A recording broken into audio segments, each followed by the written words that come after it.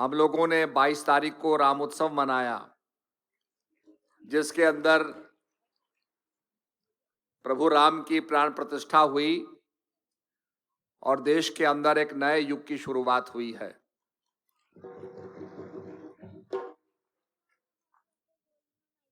वास्तव में देखा जाए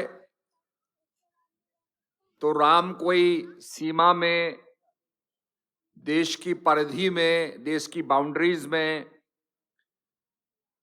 या किसी विचारधारा में सीमित नहीं है। उनका इतना विराट व्यक्तित्व है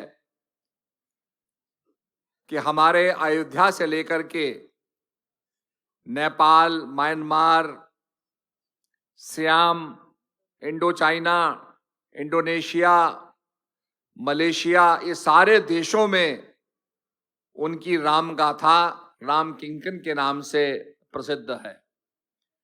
और जब वहां के लोग अपना कल्चरल प्रोग्राम दिखाते हैं तो उसमें रामायण की ही छवि होती है और राम का ही चरित्र दिखाया जाता है।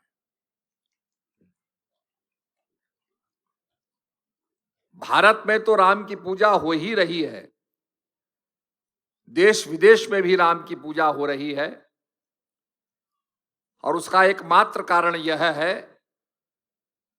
कि सारी दुनिया में राम की पूजा होगी। राम का जो व्यक्तित्व था, राम का जो जीवन था, आपने देखा होगा और धर्मों के अंदर शासकों ने अपने पिता को जेल में रखा, अपने भाइयों को मार दिया,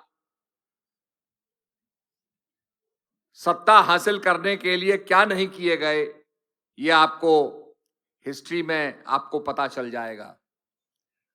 पर राम का इतना विराट व्यक्तित्व था कि अपने पिता की आज्ञा को मान करके और 14 वर्ष के लिए वो राज सिंहासन को त्याग देते हैं और वन गमन करते हैं। ऐसा उदाहरण संसार के अंदर आपको दूसरा कोई और नहीं मिलेगा। यही उदाहरण उनको मनुष्यों में उत्तम बनाता है, पुरुषों में उत्तम बनाता है, पुरुषोत्तम बनाता है। और जिस मर्यादा को स्थापित किया उसी के कारण मर्यादा पुरुषोत्तम कहते हैं। जिस समय भगवान राम श्वेत बंद रामेश्वर पे पुल बना रहे थे तो भगवान क्या देखते हैं कि एक गिलहरी भी पानी में जाकर के भीगती थी, अपने बालों को भिगाती थी, उसके बाद रेत में लेट करके रेत के कण ले करके और पुल के ऊपर झाड़ती थी।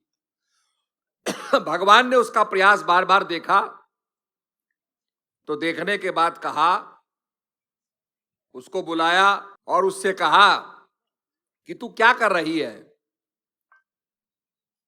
तो गिलहरी ने कहा कि मैं आपका पुल बना रही हूं, जो आपको लंका पर आक्रमण करना है, मैं आपके लिए पुल बना रही हूं। भगवान कहने लगे, तू पुल बना रही है, ये थोड़े से रेत के कण उठा लाने से और झाड़ने से क्या पुल बन जाएगा। तो गिलहरी कहती है कि प्रभु, मैं अपना छोटा सा प्रयास कर रही हूं और मुझे मालूम है कि जब इतिहास लिखा जाएगा तो इतिहास में छोटा सा नाम मेरा भी होगा कि मैंने आपके लिए पुल बनाने में एक गिलहरी ने भी सहायता की थी। आज आपने देखा होगा, हम लोग प्रवचन करते हैं, बड़े बड़े कथाकार कथा करते हैं, उस कथा के अंदर वो भिलनी का, उसको गिलहरी का उदाहरण जरूर देते हैं। तो इतिहास के अंदर उसकी सेवा का जो भाव है, समर्पण का जो भाव है, वो अंकित हो गया। जब नल नील से कहा गया कि तुम पुल बनाओ, उन्होंने कहा प्रभु हम बना लेंगे, चिंता मत करो। तो यह आता है कि उन्होंने राम लिखा और राम लिख करके पत्थर को तैरा दिया। और उसके बाद पत्थर तैरने लगे, राम पत्थरों पे लिखा गया, पत्थर तैरने लगे। ये सूचना फैल गई। फैलते फैलते लंका भी पहुंच गई। राक्षसों को भी पता चला कि भाई मर्यादा पुरुषोत्तम राम आ रहे हैं, और उनका जब नाम लिखा जाता है तो नाम लिखने मात्र से पत्थर तैरने लगते हैं। तो अपने राजा रावण के पास भी पहुंचे कि महाराज, ये दुश्मन तो बड़ा चमत्कार कर रहा है, आप भी चमत्कार करके दिखाइए, और ये दिखाइए कि आप भी अपना नाम लिखें और आपके नाम से पत्थर तैरने लगे। रावण गया, पत्थर लाया, पत्थर पर अपना नाम लिखा, और नाम लिख करके उसने उसको पानी में डाला तो पत्थर तैरने लगा। सब बड़े हर्षित हो गए कि अब भय को निकाल दो, भय को तिरस्कृत कर दो, अब हमारे जो राजा रावण है ये भी अपना नाम लिख करके पत्थर को तैरा सकते। रावण महल लौटता है। लौटने के बाद उसकी पत्नी मदोदरी कहती है कि पतिदेव मुझे ये बताओ, क्योंकि आप जानते क्या क्या हो मुझे सब पता है, आप तंत्र मंत्र शास्त्र को जानते हो,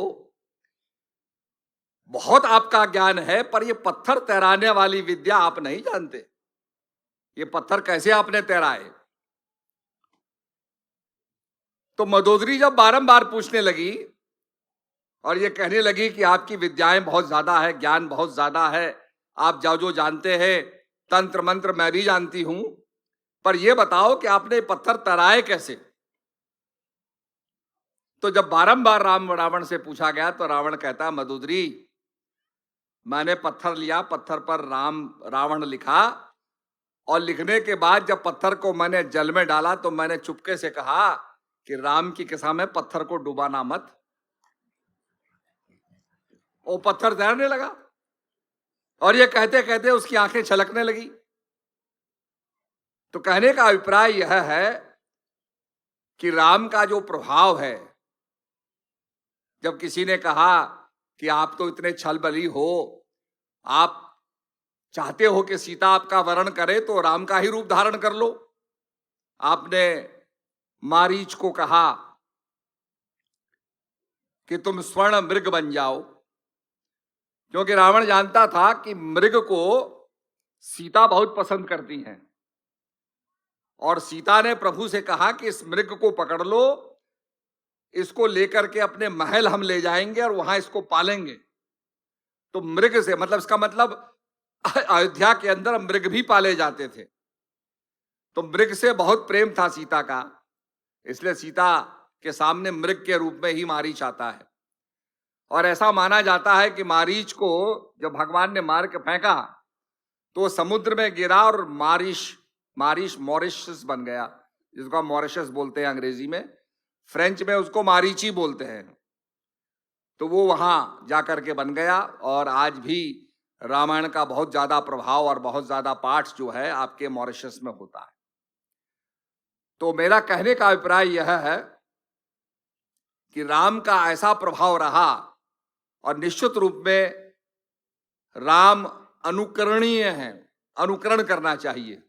अब नया युग शुरू हो रहा है, राम ने जैसे अपने पिता की आज्ञा को माना, ऐसे आज के पुत्र भी अपने माता पिता की आज्ञा को माने, अवहेलना ना करें। अब जब हम राम को पूज ही रहे हैं और राम को सर्वत्र देख रहे हैं, अभी आपने देखा झांकियां निकली तो प्रभु राम का ही बखान था उसमें। हम तो अयोध्या से चले आ रहे हैं तो चप्पे चप्पे में कहीं ना कुछ राम के बारे में हो ही रहा है, और अयोध्या के अंदर तो जमीन भी बिक गई।